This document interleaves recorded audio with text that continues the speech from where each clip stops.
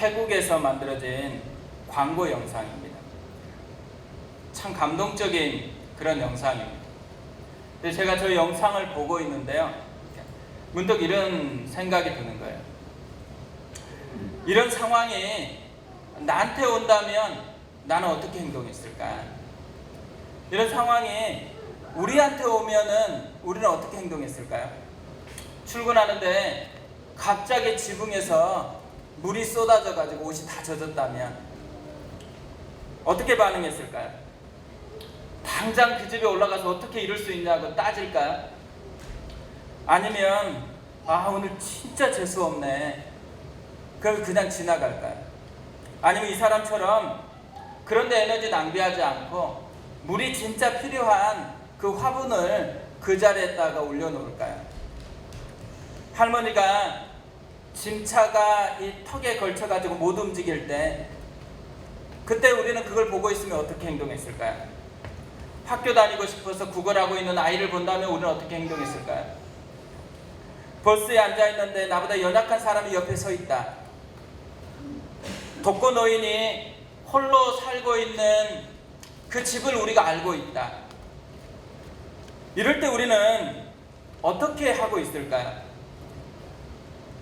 그냥 지나쳐가고 있을까요? 아니면 그 사람을 보면서 내가 가지고 있는 것, 내가 가지고 있는 힘, 조금이라도 나누려고 마음을 품고 다가가고 있을까요? 놀라운 것은요, 우리가 어떻게 반응하느냐에 따라서 우리가 누리는 게 결정된다라는 것입니다. 이 광고 문구가 진짜 가슴에 와닿는 거예요. 그가 받은 것이 무엇일까요? 돌아오는 것은 아무것도 없습니다. 아무도 알아주지 않습니다. 부자가 되는 것도 아닙니다. TV에 나오지도 않습니다. 유명해지지도 않습니다. 그런데 그가 얻은 것이 있습니다. 그가 얻은 것은 감동입니다. 그리고 기쁨입니다. 행복을 보게 되고 보다 깊은 이해를 하게 되고 사랑을 느낄 수 있게 됩니다. 돈으로 살 수 없는 더 아름다운 세상을 얻게 됩니다. 구경하는 사람은 절대로 맛볼 수 없는 거예요. 반응해 본 사람이 맛보는 그것을 지금 맛볼 수 있다라는 거죠. 우리가 맛보는 사람이 됐으면 좋겠습니다. 진짜 우리가 맛보아야 될 것을 맛보는 그런 사람이 됐으면 좋겠습니다. 오늘 말씀은 새로운 길을 가는 한 사람이 나옵니다. 느헤미야입니다. 오늘 말씀을 보면 느헤미야는 두 가지 상황 속에 있다는 것을 알게 되어집니다. 하나는 왕궁입니다. 1절에 보면 하가라의 아들 느헤미야의 말이라 아닥사스다 왕 제20년 기슬루월에 내가 수산궁에 있는데, 느헤미야가 지금 있는 곳은 수산궁이었습니다. 이 수산궁은 당시 세계를 지배하던 가장 강력한 왕국이었던 바사 제국, 지금 말로 하면 페르시아 제국이 다스렸던 수도가 있고, 그곳에 왕이 기거하는 가장 화려하고 가장 강력한 왕궁이었습니다. 수산궁은 지금 느헤미야의 몸이 머물고 있는 곳입니다. 또 하나 예루살렘 상황입니다. 2절에 보면 내 형제들 가운데 하나인 하나니가 두어 사람과 함께 유다에서 내게 이르렀기로 내가 그 사로잡힘을 면하고 남아있는 유다와 예루살렘 사람들의 형편을 물은즉, 예루살렘은 느헤미야의 마음이 머물러 있는 곳입니다.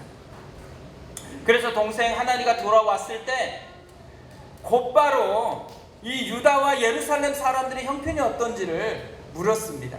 그곳에 마음이 있다라는 거죠. 그런데 3절을 보면 이렇게 대답을 합니다. 그들이 내게 이르되 사로잡힘을 면하고 남아있는 자들이 그 지방 거기에서 큰 환난을 당하고 능욕을 받으며 예루살렘 성은 허물어지고 성문들은 불탔다 하는지라. 느헤미야가 기도했던 것은 이런 상황이 아니에요. 행복한 어떤 삶을 기대하고 있는데 행복한 게 아니고 큰 환난이고 능력이고, 그리고 그것을 보장해 줄 수 있는 울타리 같은 예루살렘 성은 다 무너졌고 문들은 불탄 채로 남아있다라는 것입니다. 어려움이 현재 진행형으로 있는 곳이에요. 사실 지금 예루살렘에 살고 있는 이 사람들이 누구일까요? 이 사람들은요, 바벨론 포로에서 귀환한 사람들이에요.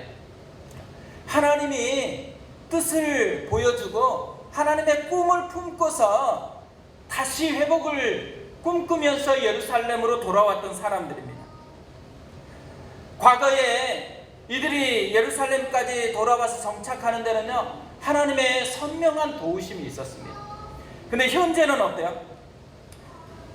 현재는 다 깨지고 환난을 받고 능력을 받고 있다는 거예요. 꿈을 꾸고 왔는데 꿈대로 안 됐어요. 지금 상황은 너무너무 힘겨운 채로 버티고 있는 그런 상황입니다. 더 심각한 것이 있다면요, 이들이 이런 어려움에 익숙해지고 있다는 것입니다. 그게 이제 자신의 기준이 되어버렸어요. 더 이상 그 이상의 꿈도 꾸지를 않아요. 예전에 꿈을 품고 왔는데 그 꿈은 안개처럼 다 사라져 버렸습니다. 그리고 힘들잖아요. 지금 능력을 받고 이렇게 모욕을 당하고 있어요. 그런데도 뭐가 없어요? 그 불편함을 개선해 나가려고 하는 시도가 없어요. 이걸 좀 바꿔야 되겠다고 씨름하는 그런 게 없습니다. 그냥 비참함에 익숙해지고 있어요. 그 비참함에 점점 길들여지고 그것이 오히려 자연스러워지고 있는 것이죠. 수상궁에서 느헤미야는 불편함이 없습니다. 잘 살고 있어요. 그런데 지금 이 예루살렘의 어려운 형편을 듣게 되었습니다. 이때 예루살렘의 이 소식을 듣고 느헤미야가 어떻게 하고 있는 거죠? 보통 이런 상황을 우리가 만난다고 생각해 보세요. 그럼 어때요? 꿈을 품고 믿음으로 살아야 되는데 믿음으로 반응을 전혀 안 하는 그런 성도를 보고 있으면 우리가 어때요? 답답하잖아요. 답답하니까 그렇게 살면 안 된다고. 네가 지금 믿음으로 살아가야 되는 때인데 뭐 하고 있냐? 네 믿음이 어디가 있냐? 네가 하나님 앞에 반응해야지. 계속해서 우리 마음에 뭐가 일어나요? 답답하고 원망하고 불평하고 불만족하는 것들이 우리 속에서 표현되잖아요. 그런데요, 이렇게 하면 해결이 되면 얼마나 좋겠어요. 불평해보고 원망해보고 따져보고 그러면 정신을 차리고 그러면 문제가 해결이 된다 그러면 얼마나 좋겠어요. 근데 사실 불평하고 원망하는데 에너지를 낭비하지 말아야 될 이유가 어디 있어요? 그렇게 한다고 문제가 해결되지 않기 때문에 그래요. 더 중요한 건 어디 있어요? 그것이 하나님의 방식이 아니기 때문이죠. 하나님 나라는 불평이나 원망으로 세워지는 게 아니에요. 느헤미야가요, 그 상황에서 뭘 해요? 그 상황에서 하나님의 마음을 느낍니다. 하나님이 자기를 두드리는 소리를 들어요. 우리가 이 시대가 가지고 있는 아픔 중에 하나, 우리 시대가 진짜 아픈, 가슴 아픈 이유가 어디에 있겠어요? 분명히 어려운 상황인 건 다 인식을 해요. 저러면 안 된다고 생각해요. 근데 뭐가 없어요? 그곳에서 하나님의 마음을 느끼는 사람이 없어요. 힘든 사람은 봐요. 힘든 교회도 봐요. 힘든 상황을 봐요. 근데 뭐가 없어요? 그곳에서 내 가슴을 두드리는 하나님의 소리가 안 들려요. 하나님이 나를 두드리고 있다라는 그 소리를 듣지 못한다라는 거죠. 느헤미야는 이 상황에서요, 하나님이 자기를 두드리는 그 소리를 듣게 되어집니다. 하나님의 마음을 느끼는 거죠. 하나님의 마음을 느끼니까 어떻게 표현해요? 먼저 울기 시작합니다. 4절을 보면 내가 이 말을 듣고 앉아서 울고 수일 동안 슬퍼하며 하늘의 하나님 앞에 금식하며 기도하여 형편을 듣고 맨 처음 하는 것, 하나님 앞에서 우는 것입니다. 우는 것. 아픈 이야기를 듣고 해야 될 첫 번째, 우는 것이에요. 우는 것. 약함을 보고 답답함을 느낄 때 해야 되는 첫 번째, 우는 것을 해야 된다는 거죠. 상하고 왜 저렇게 살까 이런 생각이 들 때 해야 될 첫 번째가 뭐라는 거예요? 울어야 될 때가 있다는 거죠. 느헤미야는 우는 것에서 시작해요. 그러니까 모든 것이요, 우는 것에서 시작한다라는 거죠.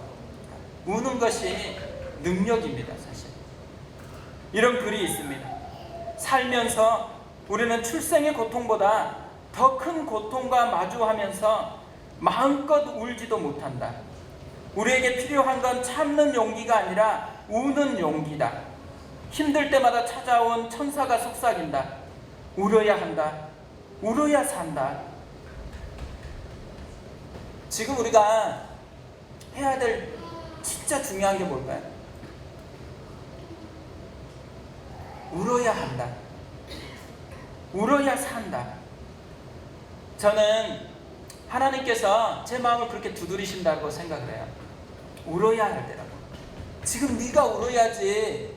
지금 네가 울어야지 영혼이 산다. 네가 울어야지 교회가 산다. 네가 울어야지만 이 땅이 살 수가 있다. 하나님이 이 느헤미야를 통해서도 저에게 그렇게 두드린다고 생각을 합니다. 저만 그렇다고 생각하지 않아요. 한 사람 한 사람. 오늘 여기에 왜 불렀을까요? 하나님이 이걸 두드리기 위해서, 우리의 마음을 두드리면서 네가 지금 울어야 산다. 네가 울어야지 네가 품고 있는 영혼이 살 수가 있고, 네가 울어야지 네가 답답해하고 있는 그것이 회복될 수가 있고, 네가 울어야지, 그래야지 교회가 살 수 있고 이 시대가 다시 회복될 수 있다. 하나님께서 우는 사람, 울 사람을 찾고 있다라는 거죠. 오늘 안타깝게도 일본에서 한국을 화이트리스트에서 배제를 했습니다. 그런데 공교롭게도 오늘 새벽에 북한에서 미사일을 쏘아냈습니다.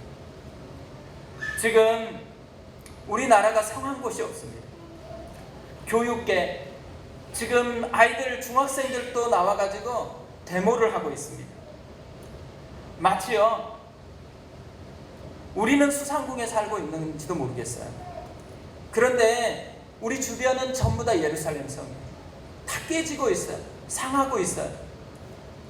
하나님께서 이 깨지고 상하고 있는 것을 계속 들려주는 이유가 어디 있을까요?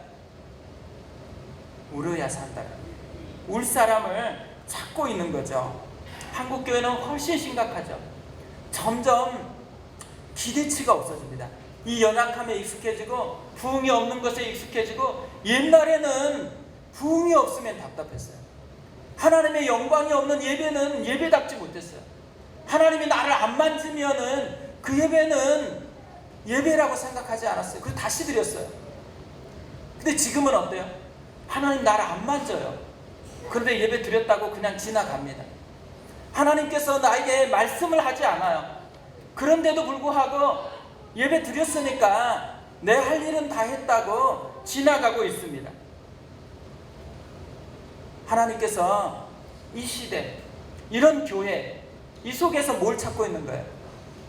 진짜 울어야 될 시대이기 때문에 울고 하나님 앞에 나아가는 그 사람을 찾고 있다라는 것이죠. 오늘 우리가 하나님 앞에 이 음성을 드렸으면 좋겠습니다. 나를 두드리면서 지금이 울어야 될 때고 네가 울은 그 사람이 됐으면 좋겠다라는 하나님의 마음을 느끼는 그 시간이 됐으면 좋겠어요. 또 하나, 느헤미야가 이렇게 울다가 하는 것이 있습니다. 자기가 보고 있는 그 상황하고 하나님을 연결을 시킵니다. 울다가 느헤미야가 깨달은 거예요. 뭘 깨달았어요? 이 문제는 하나님을 움직여야지만 해결이 가능하다는 걸 깨달았어요. 하나님이 해결해야지만 이것을 회복할 수 있다는 것을 깨달은 것이죠. 그래서 울다가 금식하면서 기도하기 시작하는 거예요. 5절을 보세요. 이렇게 기도하기 시작합니다. 이르되 하늘의 하나님 여호와 크고 두려우신 하나님이여 주를 사랑하고 주의 계명을 지키는 자에게 언약을 지키시며 긍휼을 베푸시는 주여 간구하나이다. 지혜 중에 지혜가 있다면요, 하나님을 의지하는 것입니다. 하나님을 붙드는 거예요. 모든 상황을 하나님과 연결하는 겁니다. 하나님께서 이것을 해결하는 유일한 분이다라는 전적인 신뢰를 하는 겁니다. 하나님의 은혜를 붙들고요, 항복하는 것. 이것이 지혜 중에 지혜이고 우리가 가지고 있는 능력 중에 능력이라는 것이죠.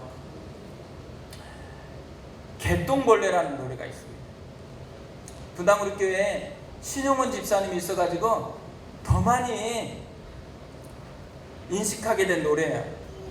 근데 이 노래 마무리가요, 진짜 가슴이 아픈 마무리예요. 마무리가 이렇습니다. 가지 마라, 가지 마라, 가지 말아라. 나를 위해 한 번만 손을 잡아주렴.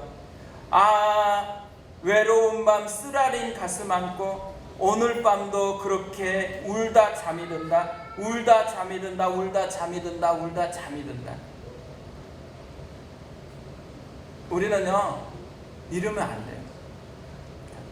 울다 잠이 들면 안 돼요. 울다 기도해야 돼요. 울다 하나님을 깨달아야 돼요. 울다 하나님을 붙들어야 되는 거거든요. 우리는 개똥벌레가 아닙니다. 우리는 하나님의 자녀예요, 자녀. 울다가 잠이 드는 것으로 마침표를 찍는 것은 진짜 어리석은 선택이에요. 울다가 느헤미야처럼 하늘의 하나님 앞으로 나아가야 된다라는 거죠. 때로는 금식하면서 그분이 내 마음과 이어질 때까지 하나님 앞에 머물러야 되는 것. 이것이 하나님께서 자녀에게 주신 특권이에요, 특권. 자녀가 해야 될 가장 강력한 무기. 아빠가 나에게 마음을 둘 때까지 아빠에게 머물러 있는 것. 이것이 자녀가 해야 되는 가장 강력한 무기 사용인 것이죠.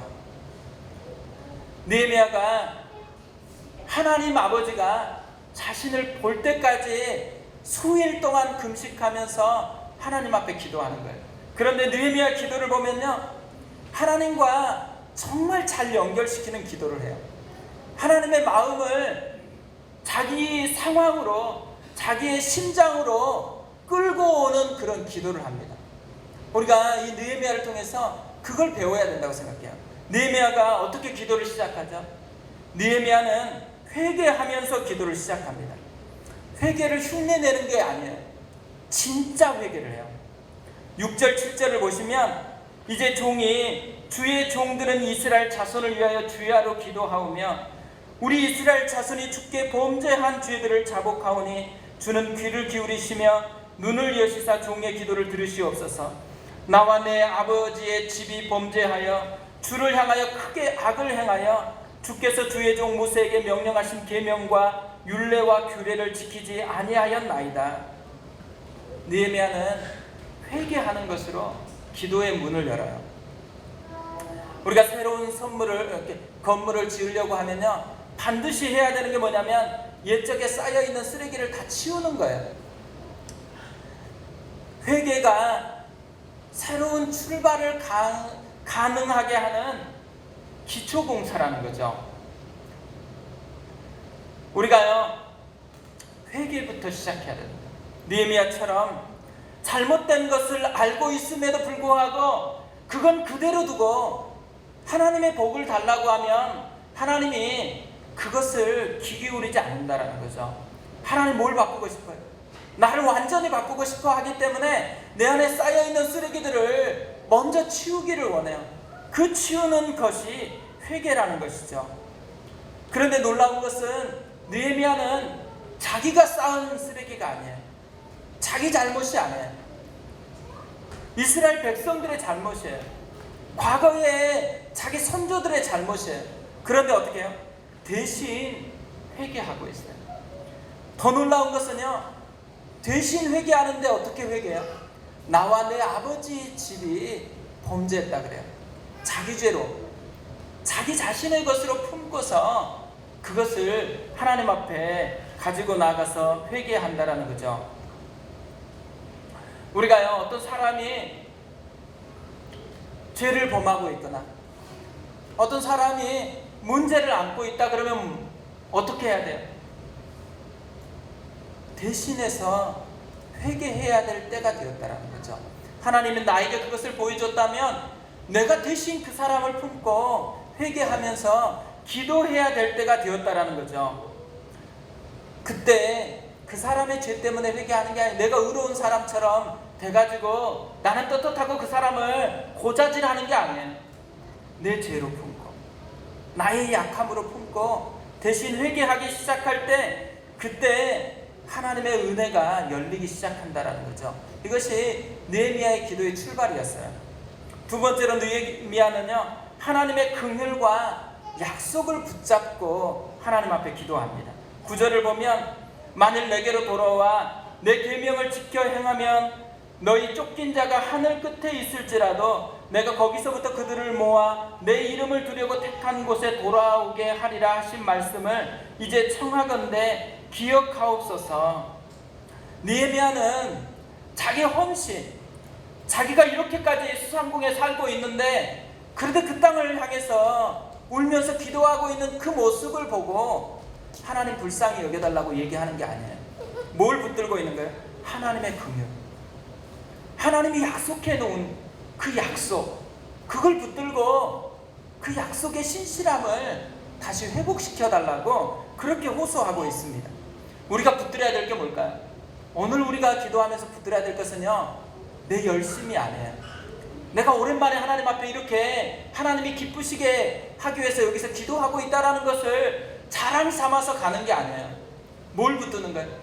하나님의 긍휼, 자격 없는 자에게 베풀어 주신 그리스도의 십자가의 풍성함, 하나님의 이 깊은 은혜를 붙들고서 하나님 앞에 나아가야 된다라는 거죠.